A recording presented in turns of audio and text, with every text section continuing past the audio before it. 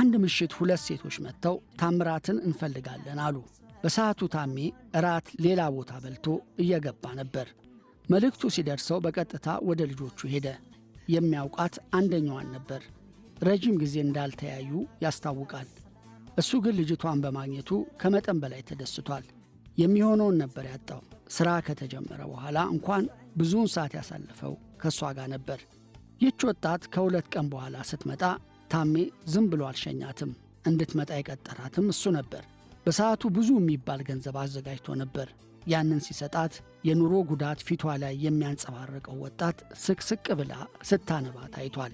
ዘግየት ብሎ ለወዳጆቹ ሲያጫውትም ልጅቷን 4 ኪሎ ነው የሚያውቃት።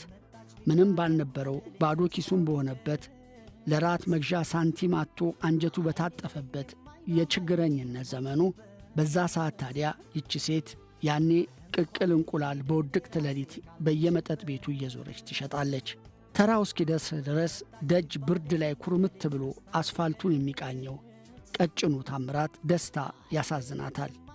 ሙዚቀኞች የሚያገኙትን ገንዘብም ስለምታውቅ በራሷ ውጪ ቅቅል እንቁላሉን ልጣ በዳቡና በሚጥሚጣ አድርጋ ትጋብዘዋለች። ይች ልጅ ችግሬ፣ ረሃቤ፣ ጥጋቤ፣ ገመናዬ ጭምር ናት ነበር ያለው። ታምራት ደስታ ለብዙ ጊዜያት ባላት አቅም እየተንከባከበች ከነበረች ወጣት ጋር ሥራ ሲቀይር ከተለያዩ ዓመታት በኋላ ጭምቱ ወጣት ዝነኛ ከሲታው ወፍራምና ደምግባቱ ሞልቶ ተገናኙ። እሱን አስታውሷ የመጣችው ያችን ወጣት ታምራት ማድረግ ከሚገባው በላይ አድርጎላታል።